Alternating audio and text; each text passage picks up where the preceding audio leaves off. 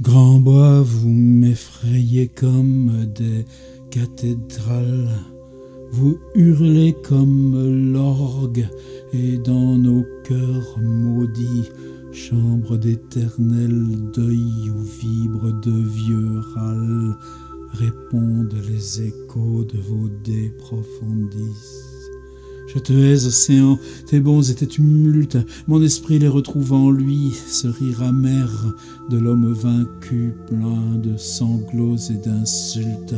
Je l'entends dans le rire énorme de la mer, comme tu me plairais ô nuit, sans ces étoiles dont la lumière parle un langage connu. Car je cherche le vide et le noir et le nu, mais les ténèbres sont elles-mêmes d'étoiles où vivent, jaillissant de mon œil par un millier des êtres disparus au regard familier. Ça s'appelle obsession, je crois que c'est le mot central si on veut écrire. On va écrire une obsession, on va écrire dans une obsession. Alors ça fait partie évidemment de la série des spleens, donc le cœur actif, le volcan sous Baudelaire, c'est-à-dire ce qui ouvre cet espace totalement neuf. Rappelez-vous cette lettre à Victor Hugo quand il lui adresse les fleurs du mal. Cher maître, vous avez tout écrit, mais il y avait juste un tout petit bout que vous n'aviez pas fait, alors moi c'est ce que je vais écrire. Ce qui n'empêche pas que Baudelaire, une fois mort, quand Hugo il va perdre sa fille noyée, son frère mort de folie, lui aussi, il ira dans le mental.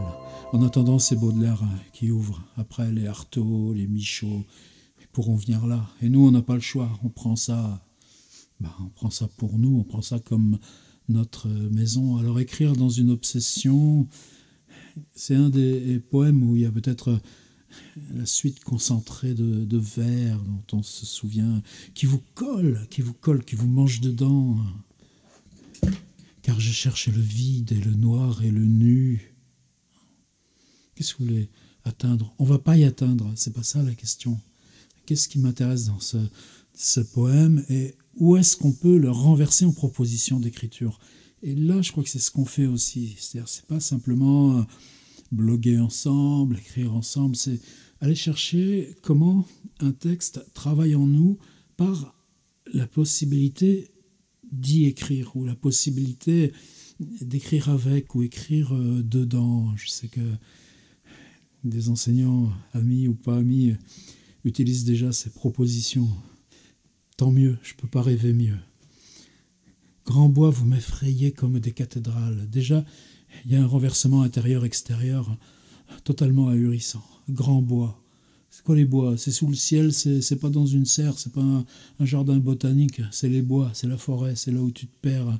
Per una selva oscura, c'est la forêt de Dante. Grand bois, c'est les forêts que nous, on s'est trouvées en Allemagne ou parfois dans des bouts de Bretagne. Je sais pas si Baudelaire une fois est allé en forêt, c'est pas grave, je sais pas à quoi il pense, ça nous intéresse pas. Grand bois, vous m'effrayez comme des cathédrales. Ben ouais, mais c'est quoi la cathédrale? Là, c'est le contraire. T'es dans un lieu construit, t'es dans un intérieur géant, et puis tout ce qu'il y a de bois, t'as des bancs, t'as une déambulation, une circulation, mais c'est un intérieur géant. C'est-à-dire l'extérieur géant où tu te perds est renversé en intérieur géant. Grand bois, vous m'effrayez comme des cathédrales. Et c'est pas un hasard parce qu'il va continuer ça. Vous hurlez comme l'orgue. C'est les bois qui hurlent ou c'est le vent qui se saisit d'eux? Et puis l'orgue, ben, c'est le contraire. C'est toi qui produis le vent dans le soufflet et c'est l'orgue qui émet pour remplir la cathédrale. Vous hurlez comme l'orgue. C'est cette figure-là du renversement extérieur-intérieur qu'on commence à prolonger. Dans nos cœurs maudits, eh bien, renversement sur le narrateur qui maintenant, entre l'extérieur des grands bois et l'intérieur géant de la cathédrale, c'est son propre intérieur qui va être traité comme cet intérieur géant de la cathédrale. Et dans nos cœurs maudits, et on reprend, si vous n'avez pas encore mis, vous, votre position lecteur, si vous n'avez pas déplacé votre point d'énonciation, de compréhension, votre point d'identification dans cette question de l'espace intérieur-extérieur, eh bien, il prononce le mot qui règle tout, chambre. Vous hurlez comme l'orgue et dans nos cœurs maudits, chambre d'éternel deuil où vibre de vieux râles. Et ce qui est intéressant, c'est que là, vers sans ponctuation, leur rôle tellement immense chez Baudelaire, on en parle à chaque fois, chambre d'éternel deuil, où vibre de vieux râles. Mais les notations sonores dans ce poème, elles sont quoi? Grand bois, vous m'effrayez comme des cathédrales intérieur-extérieur, vous hurlez comme l'orgue. Et puis là, ce hurlement qui est à la fois ce qui prend, les sifflements, les vibrations, le tonnerre, cette tempête dans la forêt, et cet orgue qui remplit les cathédrales, cette saturation énorme, terrorisante, eh bien, où vibre de vieux râles, il n'y a plus que la vibration, il n'y a plus que le râle. Et ce renversement-là, c'est plus un intérieur-extérieur, mais le renversement initié par intérieur-extérieur, à l'intérieur du cœur, devenu chambre, du corps-cœur, du cœur-corps, devenu chambre, c'est ce râle qui emplit tout et qui hurle, parce que le mot vous hurlez comme l'orgue, lui résonne jusque-là encore. Répondent les échos de vos dés, approfondissent. Alors après, je te hais, océan, tes bons et tes tumultes, c'est toujours cette même association, opposition, la mer avec le vocabulaire de l'homme, le vocabulaire de la mer, c'est homme libre, toujours tu chériras la mer. Mon esprit les retrouve en lui, mais c'est quoi l'océan? C'est quoi l'océan? Ça n'a pas de limite. Donc on est reparti dans l'extérieur, chambre d'éternel deuil, on revient au grand bois. Non, on enlève les bois et il n'y a plus que le non-limite. Eh bien, le non-limite sans rien, c'est l'océan. Tes bons et tes tumultes, et là, oui, parce que dans cette chambre où on a tout enlevé, ni cathédrale, ni bois, mais plus rien que cette immense surface intérieure-extérieure, tes bons et tes tumultes, eh bien, ça, oui, on en avait besoin. De l'homme vaincu, plein de sanglots et d'insultes, je l'entends dans le rire énorme. Et on revient, obsession, c'est quoi obsession? C'est Louis. Je l'entends dans le rire énorme de la mer. C'est quoi le rire? C'est amical. C'est faire de l'humour. C'est le stand-up. Non, le rire, c'est le rire du bourreau, c'est le rire de celui qui massacre, c'est le rire de celui qui ne connaît pas pitié, c'est le rire de celui qui avance par son plaisir et se moque bien de... Je l'entends dans le rire énorme de la mer. Comme tu me plairais aux nuits sans ces étoiles, c'est Walter Benjamin qui a commenté ça dans mon petit fidèle Charles Baudelaire. Et bien, tout d'un coup, vous voyez, ce mouvement qu'on a créé, et bien, on le globalise. Il n'y a plus que cette grande surface ouverte, il n'y a plus d'intérieur, il n'y a plus d'extérieur, où on est. Eh bien, on est sous la voûte ouverte de la nuit, on s'en fiche, il n'y a plus de monde, il n'y a plus de chambre, il n'y a plus de cathédrale, il n'y a plus de bois, il n'y a plus de mer. Comme tu me plairais aux nuits. La nuit est devenue totale. Il reste quoi, ces petits lumignons d'étoiles, dont la lumière parle un langage connu? Nouveau vers sans ponctuation. Et c'est quoi la nuit? Eh bien, la nuit, c'est le langage. C'est là où vous êtes dans la langue, dont la lumière parle. Et le poème, il parle ou il parle pas? C'est-à-dire que comment le poème rejoint la nuit? Sinon justement parce que la lumière parle. Commence à parler. Parle ton obsession. Et c'est la nuit qui va te répondre. Car je cherchais le vide et le noir et le nu. Et puis ensuite, est-ce que nous on ira jusque-là? C'est pas la question, mais il faut que dans notre compréhension, ça y soit. Mais les ténèbres sont elles-mêmes des toiles. Donc la nuit, elle devient toile, elle devient geste de peintre, elle est devenue représentation. Mais les ténèbres sont elles-mêmes des toiles. Repensez au panorama, là, ce qu'on installait, qui c'était le plus célèbre entrepreneur de panorama à Paris en 1830. Monsieur Daguerre, entrepreneur de spectacle. Qu'est-ce qu'il a inventé, Monsieur Daguerre? La photographie? Non.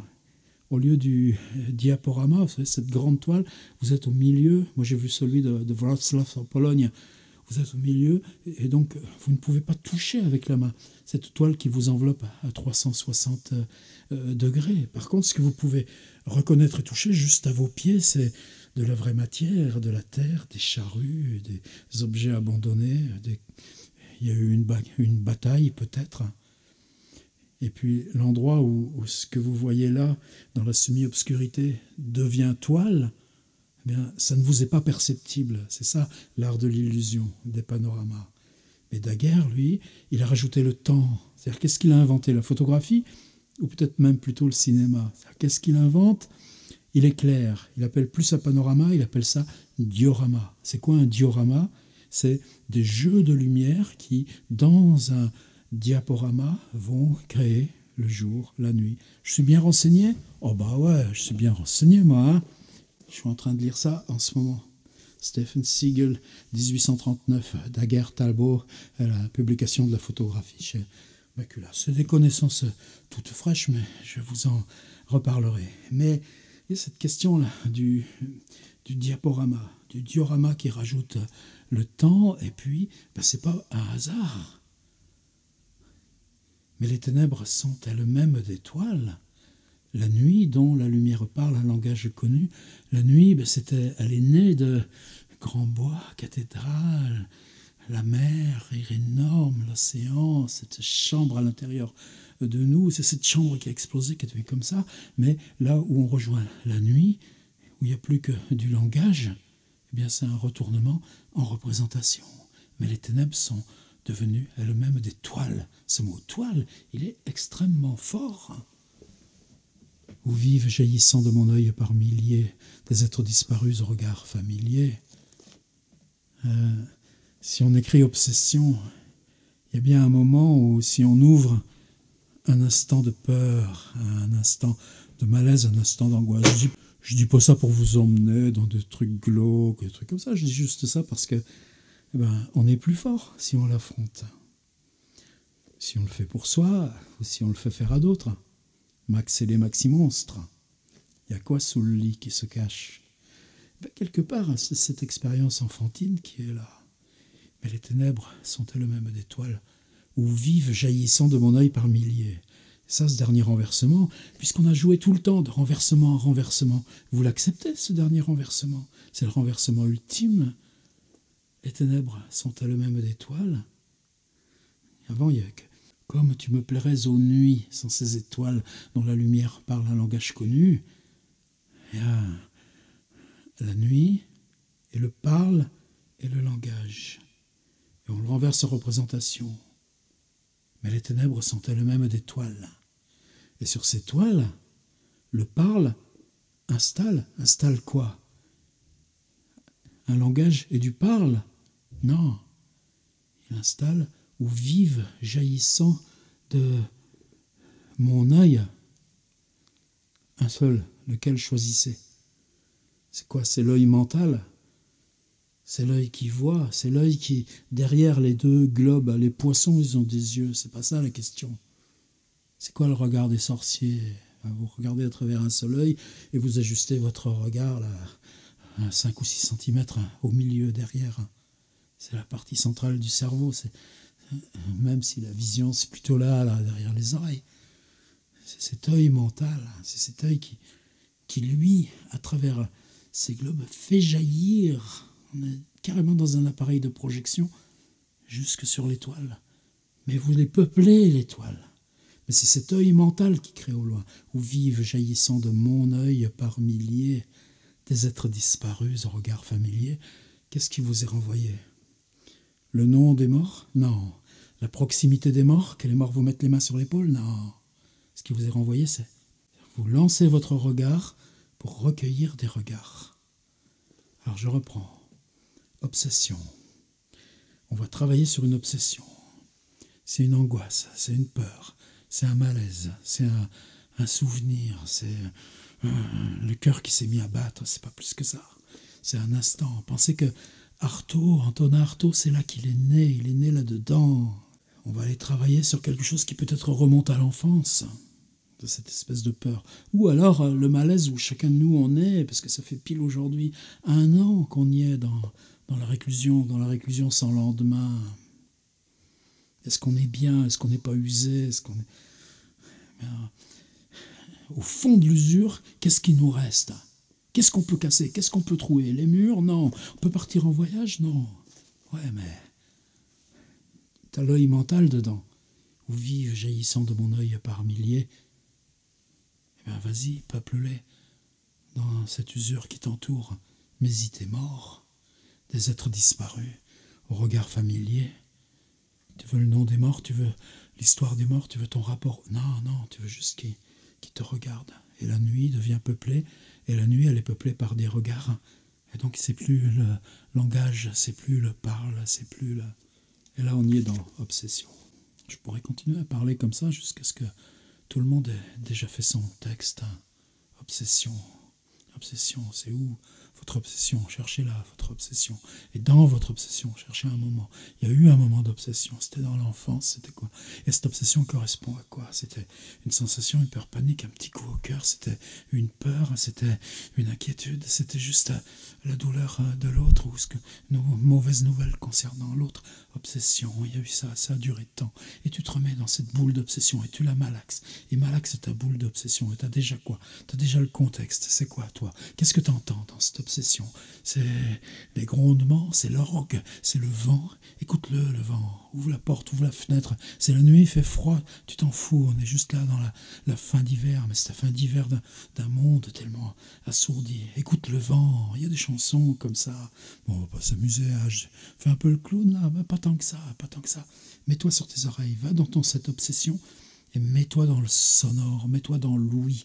Écoute ce qui hurle, et puis renverse-le dans la chambre, où vibre de vieux oral, dans ce petit truc-là qui racle, là, dans ce truc tout faible, tout quoi, un bruit d'armoire qui grince. Il y a ça chez Kafka, tu sais. T'es dans le silence, t'es dans le calme, il est là dans l'attente de l'écriture, et puis il y a juste une armoire qui grince. Ça, c'est Franz Kafka. Essaye de chercher ce grincement d'armoire. C'est ce grincement d'armoire dont tu fais les grands bois, le hurle, la cathédrale, l'orgue, et dans nos cœurs maudits, la chambre. Entre dans cette chambre. Écoute le petit grincement. Et ce grincement, transforme-le en regard. Je ne sais pas ce qui peut sourdre de ça. On cherche pas les rimes? On cherche quoi? Voilà, ce serait peut-être ça, justement. Écrivez gros le mot obsession. Si vous écrivez très gros le mot obsession, puis après prenez un stylo d'une autre couleur et puis vous recouvrez tout le mot obsession avec des lignes, des mots en travers, des trucs. Ah, ça pourrait le faire, ça, non? On entre dans une obsession, on écrit une obsession.